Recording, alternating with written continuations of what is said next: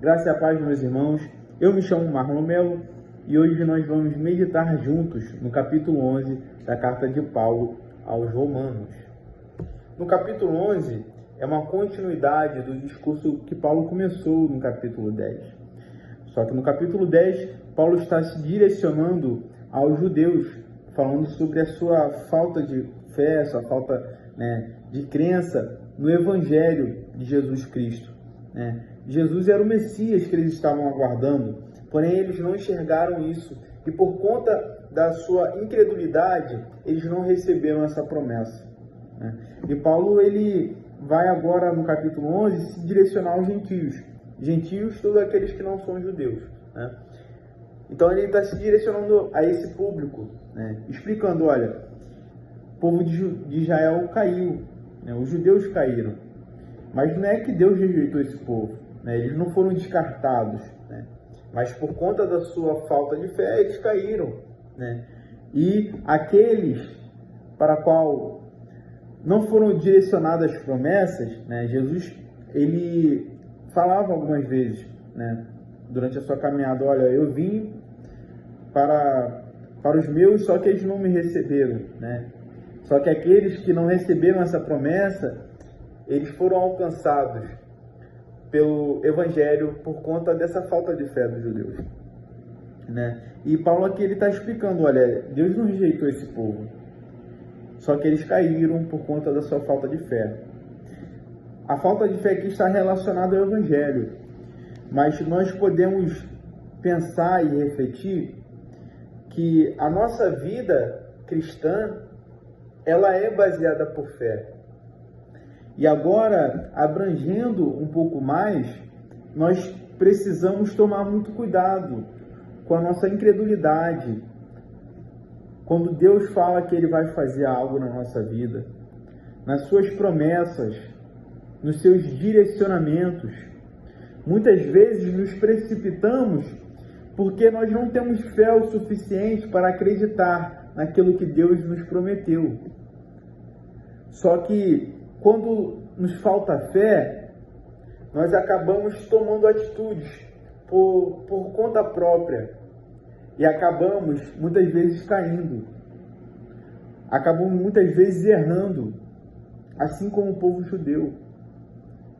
Será que você tem acreditado o suficiente nas promessas, naquilo que Deus te disse, para você descansar e deixar que Ele direcione a sua vida?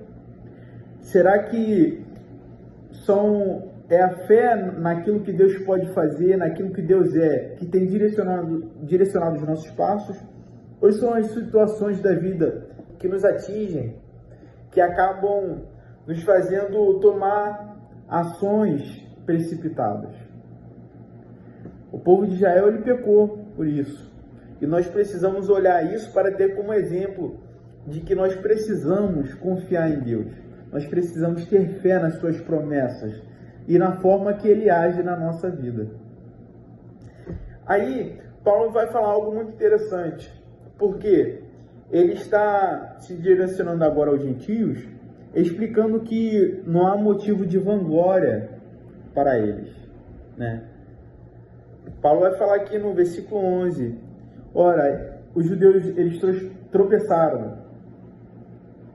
Ora, os judeus tropeçaram para ficarem caídos? Não, Mas por conta da sua queda, Deus transformou isso em um bem, que foi que essa promessa ela foi abrangida para toda a terra, para todo aquele que crê em Jesus e o recebe, E algo interessante que Paulo vai falar no versículo 17, olha o que diz: entretanto, se alguns ramos foram cortados, e você, sendo oliveira brava, foi enxertado entre outros, e agora se tornou participante da raiz e da seiva da oliveira, não se considere superior a esses ramos.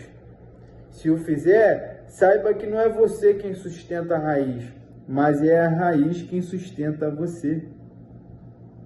Paulo está falando aqui que não há espaço para os gentios, que agora são participantes dessa promessa, menosprezarem os judeus, que caíram, que erraram. Paulo está falando aqui, não é você que se sustenta na fé.